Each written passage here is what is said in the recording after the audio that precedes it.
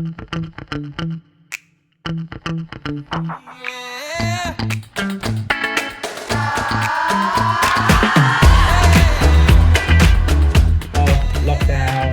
3.0, working from home again. So lockdown 54 feels like 54. Feels like it. Definitely feels like it.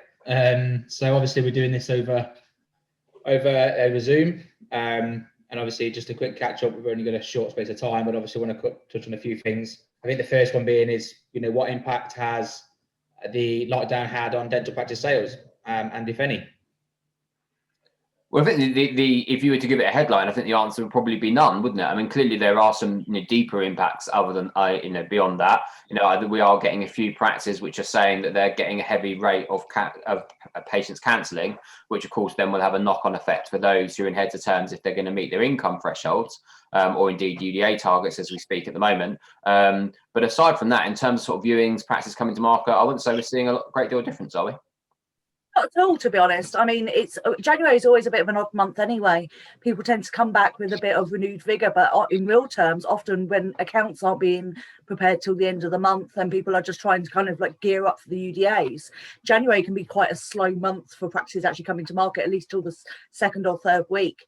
However, we found this week, we've got a full visits diary. So we've got all of our consultants are out on the road this week doing visits with vendors who are looking now that actually now is the time maybe to go to market.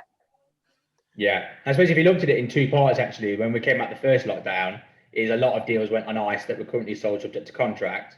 Obviously, this time that's not happened, has it? We've seen that actually deals are still carrying on as normal. No, absolutely. I mean, when we spoke last Monday night, Paul, after Boris's announcement, I think we imagined that the Tuesday morning would be, busy with people phoning up, icing all their deals or asking to pause them or withdraw CQC applications. And actually, I don't think we've had a single deal that has done anything along those lines. Inevitably, there will be someone, in that deal portfolio who's just on radio silence and has paused it but not told anyone. But we've certainly not had the mass icing that I think we had first time around.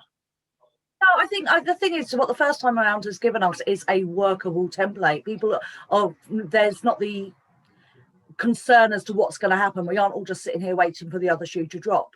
We've been through this. We know we've been through this. And also this time you've got the added light at the end of the tunnel of the vaccine.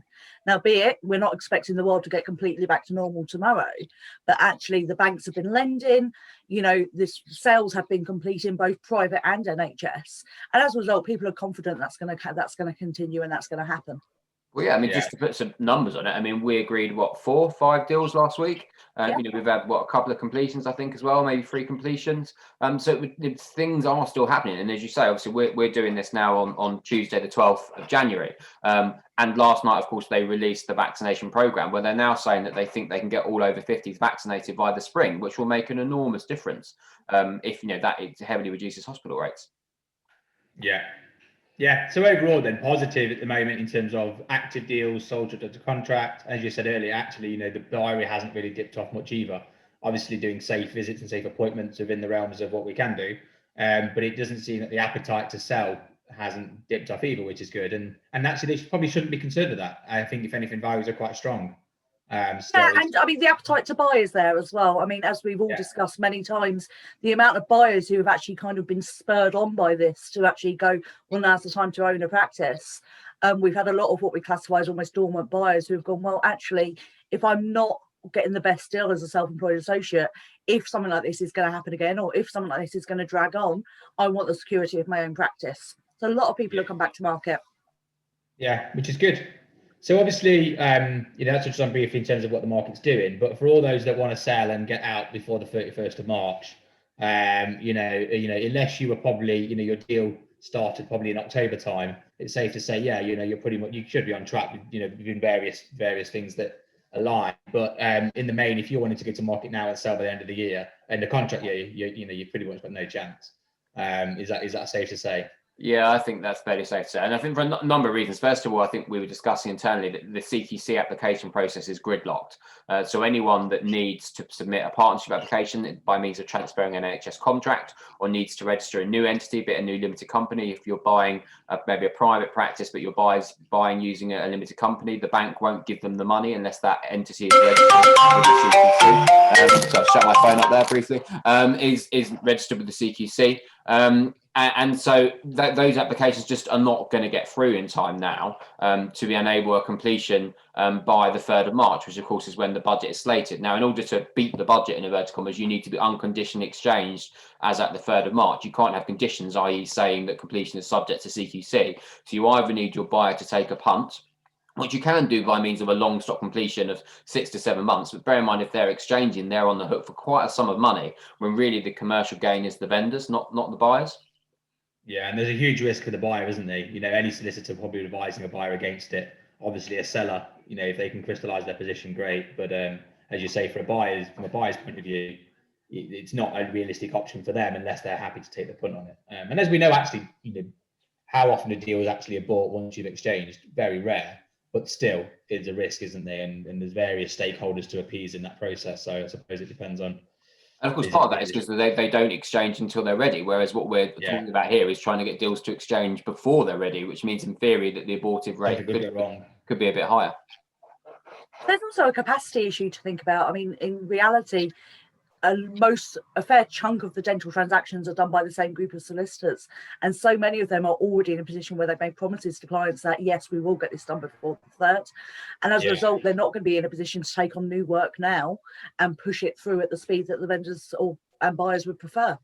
Yeah, and then for the last 60 seconds or so, obviously one of the main concerns why people want to wrap them up is because of CGT. And obviously there's a, you know, whether they've been scaremongering into that fact that it might happen or it might not happen, is that the CGT relief might change as of the 3rd of March. Now, from our point of view, and I'm speaking to various experts and people in the market who doubt that it will happen, and if it does, it's not going to happen now, it's going to happen, you know, far down the line. Obviously, we can't guarantee anyone that, but it does seem that everyone's panicking for what is a very unlikely, probably, scenario.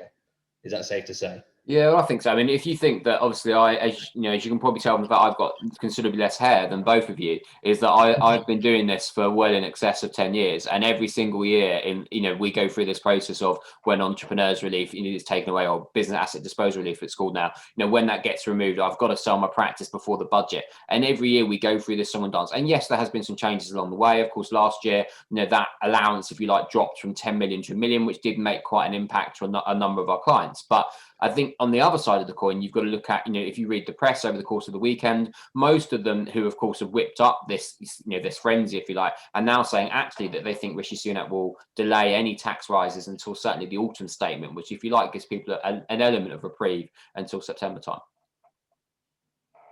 Right. So to summarise, then it's all systems go really. The market is still pretty good, still strong. And actually, if you're still interested in selling, then it's as good a time as any. And equally, if you're interested in buying, it's the banks are still happy to lend, and it's still fairly cheap to borrow money. So overall, yes, still a good market. Busy market, busy enough to keep times. us all busy. And of course, the upside is now is if you choose to sell your practice now, as we're talking in January, is actually there's probably a fairly decent probability we can get you out in time for the autumn statement stroke budget. We can't get you out for the spring budget stroke statement, but we probably can get you out for autumn if he changes it. And when we go through this whole song and dance again of the if he willy wenty, what will he do? We don't know. But I suppose if the time is right for you to sell the practice, then maybe you might want to consider tying it in with a touted change in taxation. Yeah.